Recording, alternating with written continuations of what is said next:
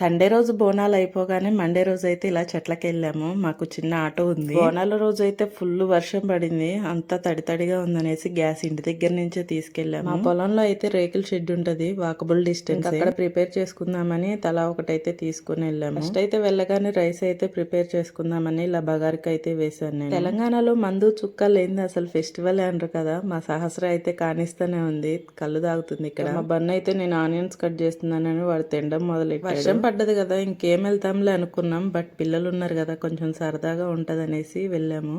మా సహస్ర అయితే డీప్ గా ఫోన్ చూడడం అయితే స్టార్ట్ చేసింది. అలా అనుకోకండిలేండి, ఏదో ఫోటో కోసం స్టిల్ ఇచ్చింది అంతే. ఇంకా నాకైతే ఫుల్ నిద్ర వచ్చేస్తుంది. బట్ పూలు ఉన్నాయనేసి చిన్నగా పూలు అయితే కట్టాను. శ్రావణ మాసానికి మీలో ఎంతమంది చెట్లకి వెళ్ళారు కామెంట్ బాక్స్ లో ఖచ్చితంగా కామెంట్ చేయండి. ఇంకా మా అత్తయ్య అయితే కూర పొయ్యి మీద వేసింది. నేనైతే ఒకటి వెతకడం కోసం అయితే మా పొలంలో చూస్తున్నాను. ఏం వెతుకుతున్నానో నెక్స్ట్ వీడియోలో పోస్ట్ చేస్తాను.